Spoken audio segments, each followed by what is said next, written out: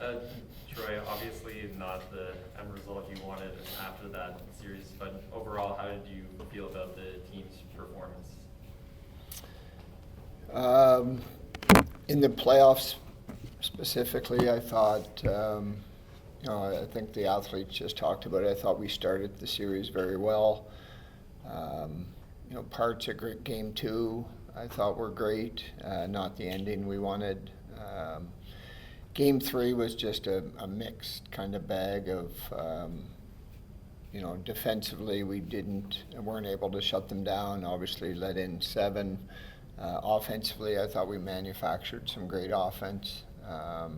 So lots to be proud of in that situation. Showed a ton of character coming back multiple times throughout that game, and then in game 4, it's one of those games that you can, you don't like it being an eliminating game, but you can live with, the commitment the team made, the effort the team made. I thought we were good defensively. I thought we were pretty good offensively, and it just wasn't enough. But very happy with, in that situation, with how the players responded to what happened in game 3. A big story in the series going from game 3 to game 4 was obviously, the goaltending change. Obviously, you put CJ in over Christian. What was ultimately the deciding factor in whether you were going to go back with Christian or ultimately going with CJ in that last game?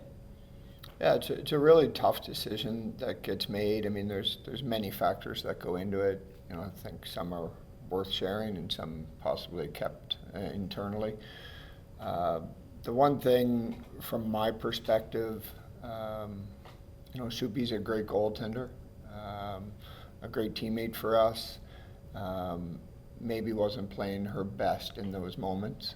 I'm sure if you asked her, she would say the same. Doesn't mean she's not a quality goaltender. She is. So after the ending of game 2 to the results in game 3, just felt that if we played Soupy in game 4 and we got a similar result, I think that as a coach would be tough to live with.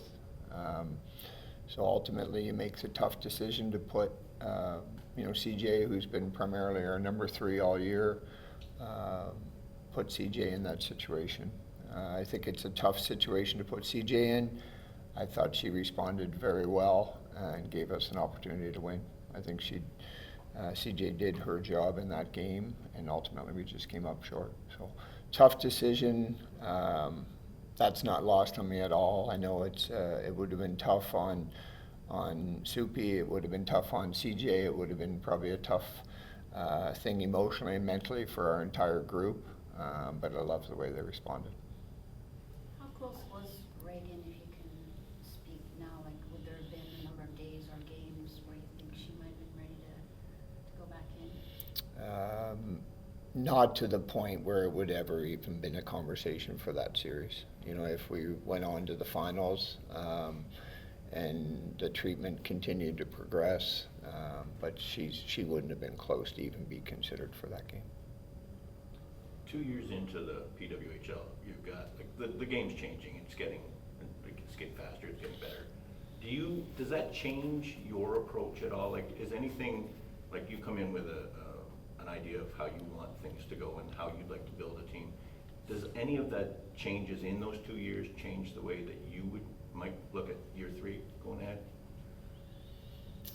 Yeah, I mean, to be honest, I think you're constantly looking at different things. Like if you're not in any of our positions, if we're not constantly trying to evolve and constantly trying to adjust to the league and the surroundings, then we're not doing our job.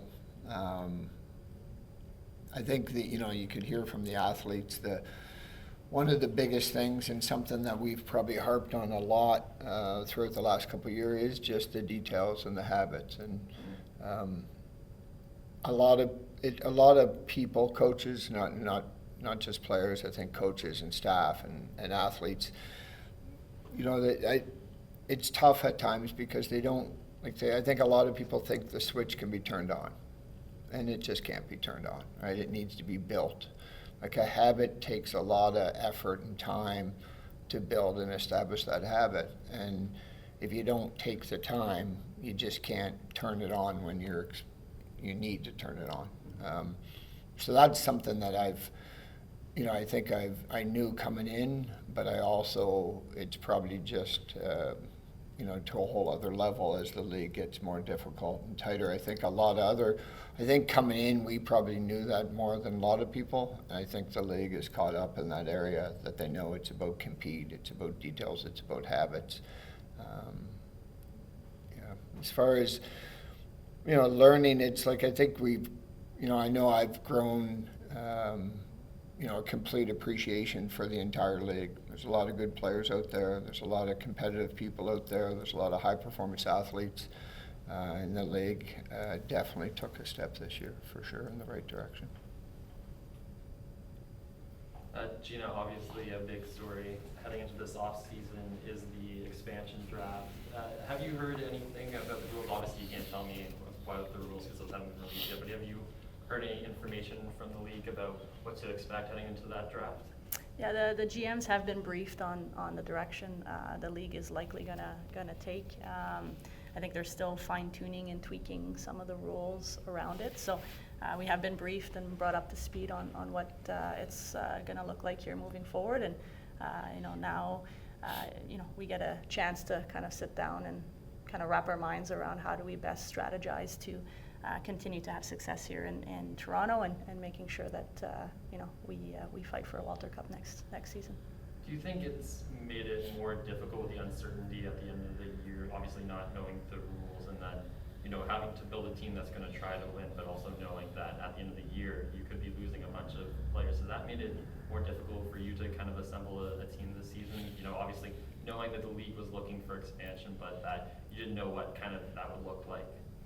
Yeah, I think we're all in the same boat, right? So we're all under the same rules with the league. So I don't think anyone has an advantage over another GM. I think we're all a part of the same rules and the same landscape. So would we like to have information well in advance so we can strategize and plan a little bit better? I think every GM would want that for sure.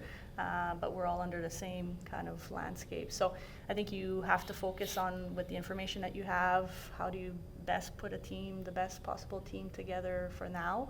I don't think we have the luxury of building too much for future and having a ton of vision because we're not quite sure what the landscape will look like next season, following years as we continue to grow as the league and add more teams. The landscape will change. So I think the best thing that we can do as GMs is to focus on the now and making sure that we're putting together the best possible teams to have great coaches being able to build on and continue to try to have success. You've got the expansion draft obviously to deal with, but you also, is it 4? You have 4 players under contract going in next year? Is it just 4? We have 13 under contract. 13 under contract? I thought it was just the 3 years that were left. No, we would have signed some athletes last draft to 2 years. Oh, okay, so yeah. From the draft as well. Having said all that, do you expect a drastic overhaul? How drastic is the overhaul going to be in terms of just personnel, from this year's group? The priority of the league, and that was shared with us, and I think it will probably be shared publicly here as well, is to continue to have parity around the league. Expect Vancouver and Seattle to be very competitive here next season right off the bat. So in order for that to happen, all of us will have to lose some pretty competitive players to make sure that we're still fighting 1-goal games and we're still battling to the last game of the season to see who makes playoffs. So that is the priority of the league, and I think that's been what's been great about this league is that every single night it's a battle. You can't take your foot off the gas, as you guys have seen this year, and every market has a chance to win, which is great. So that will continue next season with the rules that are in place, and I would expect Vancouver and Seattle to have 2 very competitive teams. Have you heard of the foundational players exempt from the expansion draft? I'm not in a position to share any of that information, but I'm sure we'll have the rules publicly known here soon, and which it's kind of fun in some ways. Obviously it stresses us all out. I'm losing a lot of sleep, and I know other GMs are as well. But You know, 2 years ago, we didn't have a league. We didn't have a platform to have these athletes play in. We watched the NHL expand. We watched, you know, GMs in the NHL make decisions and, you know, navigate through fantasy rosters and all of those things that we all dreamt to have for ourselves. So as much as it's challenging and stressful and we're all losing sleep, I'm sure, over it, it's pretty exciting to be a part of a league that's growing and that's providing the same opportunities we not too long ago were dreaming about, right? So stressful, but exciting to see and finally have this for women's professional sports. Coming out of postseason, now that you have a chance, more of a chance to, I guess, reflect on the type of season you guys have had, is there anything you'd say you would consider a priority in terms of the type of players that you want to bring in? Obviously, considering you're going to lose some players. Yeah, I think, you know, character is always something that's a priority for us. You know, the pieces, obviously, positionally, depending on what will leave our market, will be something that we'll have to focus on as we build a Ghost roster, as we see athletes sign in the expansion. But I think we've always prided ourselves in trying to bring athletes that are very similar to the three that you just saw up here, that are committed, they're loyal, they are team-first athletes. They're very competitive. They want to win. They have high standards. They hold each other accountable.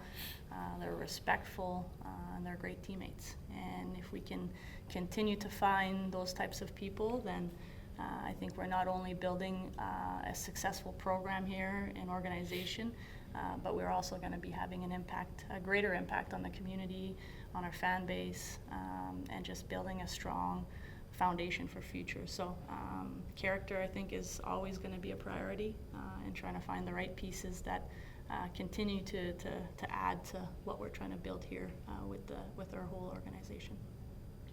Gina, one position that could get radically changed up and for the league is goaltending. Obviously, 4 new jobs coming in, and then 6 including if teams choose to roster that third goalie or either keep them on reserve. How does that change your mindset going into this year, looking obviously at your group, that it is possible that someone might move on in the expansion draft, and how you evaluate them and evaluate that position for you guys moving forward? Yeah, goaltending is a key piece to teams, obviously.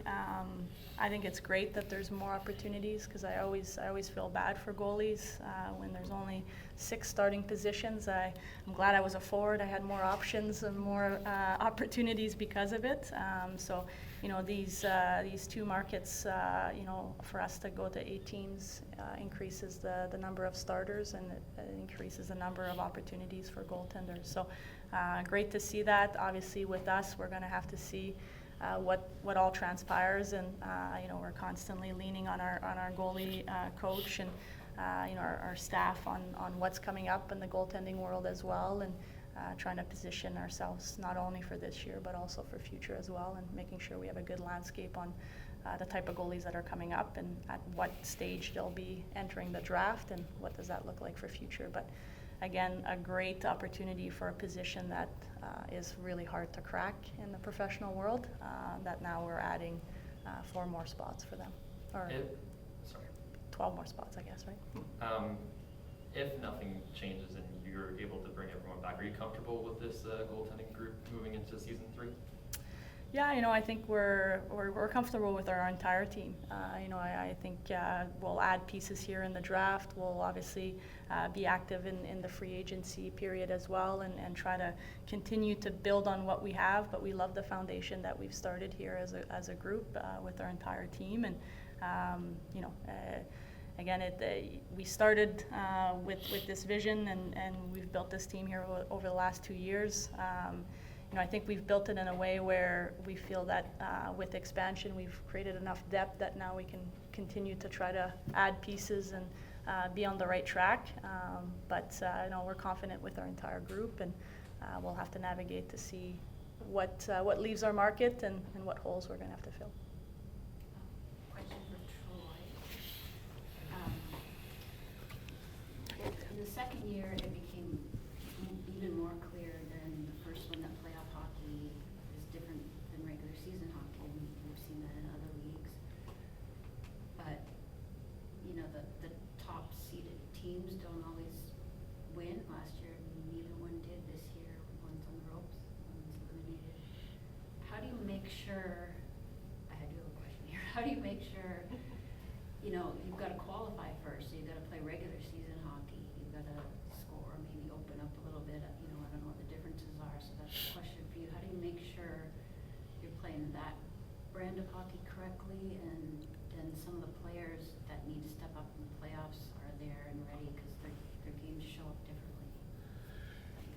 Yeah, like the last year is interesting. Obviously, there's so many new things happening. You know, relatively short schedule. You know, the 3-point wins can do interesting things to standings. You know, you can have a little bit of a slide, and you can have a streak, and it just creates that separation so quickly. This year, like although you know, just sheer numbers, there's obviously a first seed and a fourth seed going into playoffs. Is there a difference? Like, I don't know. Like, I don't believe there was. You know, I think any team, you know, we went into one of our last games against New York, a 6-seeded team, and I don't think for a minute we would ever take New York for granted. Partially, and you know, you got to give some credit to the league and some of their initial rules and how they unfolded this league. They wanted parity across this league, and I think they got it. You know, I do anticipate some separation starting to happen now as you get more teams and things get spread out. But I thought this year, like I know if we were in first place, I'm not sure if we know who we would have selected, and we wouldn't have been comfortable selecting any of the other 3 teams. So I'm not sure if it's as clear as, you know, the first team was the best team and the fourth team was the fourth best team. A lot of it seems to be where they're at in their season. You know, for example, obviously Ottawa's up on Montreal right now. Their years went a little bit different, right? So Montreal came out of the gates on fire, tend to flatten out a little bit at the end of the year, where Ottawa was just the opposite. So a lot of it is those moments in a year and how you handle them. You know, can you use them for momentum? The timing of it. You look at Minnesota last year, struggled heading into playoffs.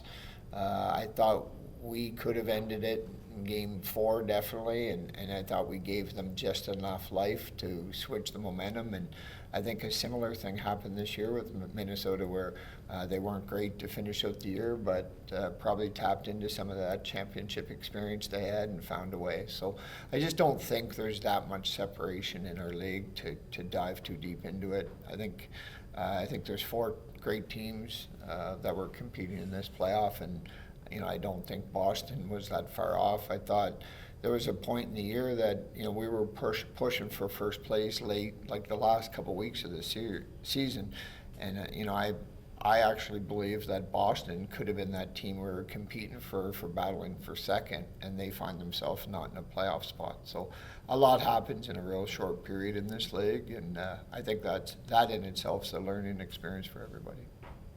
Troy, we talked about this a little bit earlier in the season, but development of young players, like obviously this year Conference really took that step after having, I don't want to say a disappointing season, but not a season that she expected out of herself.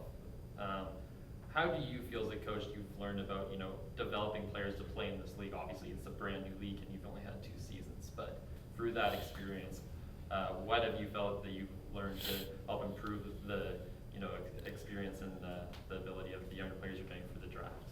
I think the first thing is you got to be honest with them.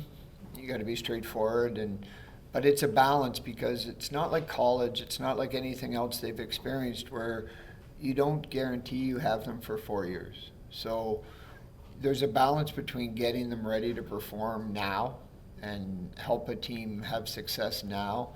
And if they're able to do that, there's like stage 2 is they can be there long enough to actually be impacted by a development plan. But if you can't get them ready to produce and get another contract and be there more than a year, there's not much time to develop them. So it's a juggle between, you know, investing in this is what you need to know right now to get you through, to get you to have an impact on a daily basis. But if we get you for 2, 3, 4, 5 years, there's a whole other level that can be there.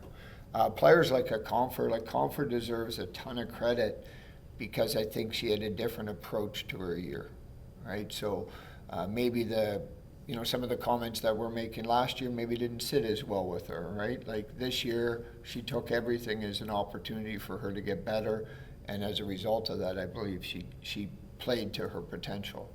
And that's ultimately all you want. But a big part of it is like the giving them enough to get them through, because that little investment is enough to now have some time to develop them and them to develop. Sorry. Do you also see that in Julia? Obviously, kind of similar to Comfort in year one this year, didn't get out of the gate really quickly, but obviously performed for you guys really well in the playoffs. Is that something you're seeing in her similarly to end the season heading into year 3? Sorry, and what player were you talking about? It was Gosling. Julia Gosling. Yeah, yeah. Sorry. I agree. It's funny because I think a lot of people look at Julia Gosling's year and say, you know, she didn't play up to potential. I disagree. Like, I think it's just where you're at as an athlete. Like, I think what Julie provided is very similar to what I would have expected as a player coming out of college that's still trying to navigate what it means to be a pro, trying to get used to the pro game. You only get 30 games to do that. Like that, it's not a lot of time, right? So I actually think she continued to trend in the right direction the majority of the year, but again, mostly because of her approach. She would knock on the door and ask questions. She would sit down and watch some video. She would take a little bit of tough love once in a while. And like good athletes have to do that. And like, you know, a lot of my conversations with Julia, I would talk to her about where I think she needs to get. But then I would also preface it with, this isn't happening in a year. This is this could be longer, right? But she's still at a point where she can be a positive impact on her team. It doesn't mean she doesn't have room to grow. So I think some of the thoughts maybe out there are because she's an early draft pick and it's only year 2 of a pro league. You know, I think she just needs a little bit of time. I think she learned a lot this year, and I think you could see some of the progress she made kind of surface a little bit. But there's also like some connections. We added her to a power play. So once we got comfortable enough to get her into that bumper spot, she started to benefit from that. We also moved her to the middle, a position where she's more comfortable with from her college days. Doesn't mean that's the right spot for her. It may be, it may not be. But we put her in some situations she's comfortable with, and anybody's going to thrive a little bit more in those situations. We'll do a couple more. Obviously, this year presented different challenges than last year. What is it that you guys hope that like your players could take away from this season, looking into next season, trying to get over the hump? Yeah, like when Gina was speaking, like part of my mind went to like, you can be unhappy where you're at. Like we didn't win. Like I'm going to be unhappy every time that happens. Like, and you can be unhappy where you're at, but it doesn't mean you're not happy with where you're going, right? And I think this group, even right now, we're sitting through some, you know, GM, coach, and athlete meetings and having conversations with them. And you get a pretty good sense of where the athletes are at, like, you know, where were the downfalls, where are areas where we can improve. But you generally get a pretty good sense that you're surrounded with some pretty good people, some great athletes, and people that want to continue to push things in the right direction. Winning is not easy. If I've learned anything through some of my time at the national team level, is sometimes it's taken for granted. It's never easy. It's never easy. And I think this group, probably through some hard lessons, are learning that it's not easy to win, and you got to invest your time in well before it's ever a playoff time to be, you know, putting yourself in a situation where you can have success. So, but I think, you know, I would anticipate every team's learning that on a regular basis. So I don't think it's a separator. It's what you do with that that's going to be the separator. Une question en français. En français? Oui, oui, parfait. C'est pour toi. Déjà, possible en plus d'avoir le bilan de la saison. Quel bilan comment vous évaluez la performance de l'équipe cette saison? C'est sûr que la performance était un petit peu... il y avait des hauts et des bas cette année, je te dirais. On n'était pas toujours content sur notre performance, mais je pense qu'on s'est amélioré à travers toute la saison au complet. On a commencé un petit peu peut-être moins bien au début de la saison. On a travaillé très fort à remonter sur les rankings. Je ne suis pas sûre comment on dit ça en français. Puis on a fini la saison en jouant la meilleure performance qu'on a joué toute l'année. Fait que à travers de l'année, on a eu des hauts, des bas, mais je pense que quand on prend le moment de regarder de l'arrière, puis on prend le moment de réaliser c'est quoi vraiment la saison qu'on a eue, on va être très content avec la performance en général du groupe, puis le commitment du groupe. Je parle mon français, il faut que je parle un petit peu en anglais, mais c'était une bonne saison avec un bon groupe, un groupe qui était très le fun à travailler avec. Si on compare avec la saison dernière, cette défaite contre la même équipe, comment on juge justement les deux défaites? Il y a plus de frustration cette année. Comment on explique aussi le fait de perdre 2 fois contre la même équipe? C'est le problème d'être en série éliminatoire, la pression qui est supplémentaire, ou l'adversaire tout simplement? Je pense que les deux défaites ne sont pas nécessairement reliées. C'était 2 équipes différentes. Leur équipe était différente aussi de l'année passée, puis notre équipe aussi était différente cette année. Mais ça démontre qu'on a une ligue qui est très, très, très compétitive. Puis, comme Troy a mentionné avant, il n'y a pas vraiment le classement de la première position à la 4e position en play-off. Les 4 équipes sont très, très compétitives. Puis, c'est l'équipe qui pousse dans les play-offs qui vont passer. Fait que c'est sûr qu'on va prendre le temps cet été de vraiment digérer ce qui s'est passé. Puis, s'il y a des places où on peut s'améliorer ou des choses qu'on peut faire pour s'ajuster pour la saison numéro 3, on va le faire. Mais aussi, il faut quand même réaliser qu'il y a des bonnes choses qu'on a faites toute l'année, puis il faut continuer à faire les bonnes choses parce que c'est dans le processus que les résultats y sont. Puis je pense qu'on a bien fait dans plusieurs places. Fait qu'il faut quand même se donner un peu de crédit aussi qu'on a une bonne saison, puis on a vraiment poussé bien dans les playoffs. On n'a pas eu le résultat qu'on voulait, mais il ne faut pas oublier les bonnes choses aussi. Comment on appréhende l'expansion draft qui va arriver? C'est quoi la stratégie du coup du club pour ce qui va arriver là? On n'a pas finalisé c'est quoi vraiment la stratégie. C'est sûr qu'on aimerait garder le plus de filles dans le marché qu'on peut. Je pense qu'on le voit à travers les 2 dernières années. On est un marché on a vraiment un bon staff, un staff qui travaille très fort pour les athlètes. Les athlètes s'améliorent énormément dans notre marché. Alors, de garder autant de filles dans le marché qu'on peut, je pense que c'est notre avantage. Si on peut garder un athlète 3 ans, 4 ans de temps, elle va continuer à s'améliorer, avoir une bonne base qu'on a pu l'installer. Fait que la stratégie, c'est de garder le plus de joueuses qu'on peut, mais malheureusement, on va en perdre, c'est sûr. C'est les règlements de l'expansion.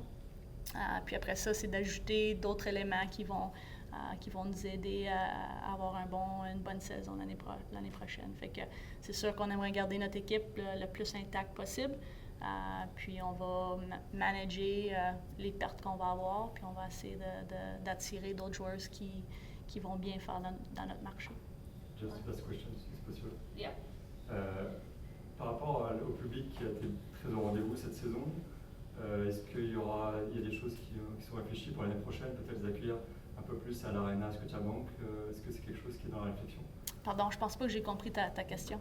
Le public était au rendez-vous cette saison. Oui. Il y a eu beaucoup de monde. Est-ce que l'an prochain, on a envie d'aller un peu plus à l'Arena Scotiabank pour recevoir un peu plus, peut-être plus de matchs et attirer encore plus de monde? On sait qu'il y a eu un match cette saison. Est-ce que c'est une réflexion d'organiser plus de matchs l'an prochain dans cette arène? Oui, c'est sûr que la Ligue va décider c'est quoi la meilleure stratégie d'attirer le plus de fans possible. Je pense que cette année, c'est intéressant qu'on a joué dans d'autres grandes arénas comme Edmonton puis Vancouver. Alors, c'est sûr que ce serait quelque chose qui serait très intéressant pour nous de pouvoir jouer à Scotiabank plusieurs matchs. Mais en général, notre fanbase était vraiment incroyable cette année. On a vendu les plus de billets dans tous les marchés.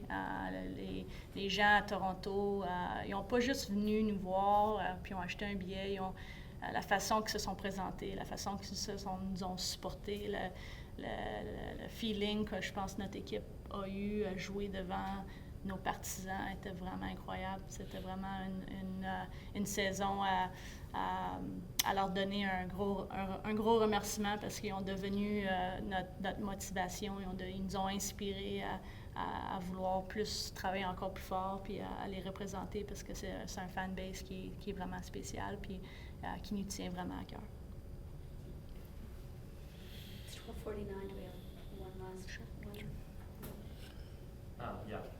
For Gina, obviously one of the big players for you was Hannah Miller, and her contract is expiring. Has there been any conversation between you and her representation throughout the season or at this point about a contract extension moving forward? Yeah, we've obviously we've chatted all year, just even waiting for rules. Do we have an opportunity to extend her contract prior to? And all of those conversations obviously have to happen throughout the year. As we got closer to playoffs, obviously the big focus was to really keep our focus on playoffs and really put all of our attention. I think our players deserved all of our attention to be on us chasing for a Walter Cup, and for them, they've worked way too hard all year to start being distracted by all of the possibilities of the following year. So obviously we're gonna have a lot of conversations here coming up. We would love to see Hannah stay in our market. She's obviously been a great player for us in the last 2 seasons, and I think the work that our coaches have done with her as well, I think it's a really good fit. I think they're able to push and pull her in a direction that has seen her play some of her best hockey of her career, and she's embraced, I think, our market. So obviously there's going to be some high competition, seeing that Vancouver's our hometown, and I know it's a place that's very near and dear to her, but we will put our best foot forward on hopefully being able to keep her here in Toronto, because that would be really good for us. I know you may not be able to comment on this, but has she expressed any interest about Vancouver to you since that announcement during the season? We haven't had those types of conversations, and I would assume that Vancouver would be of interest for her. I've known her for quite some time, and she's definitely a BC person, and will probably eventually be in BC at some point in her life. But I do think she's enjoyed her time here in Toronto, and I think it will be a decision. If she has a decision to make, it will be a tough decision, but I hope she knows that we've appreciated everything that she's done over the last 2 years with the Sceptres, and would love to see her in our market moving forward. Thank you, everyone.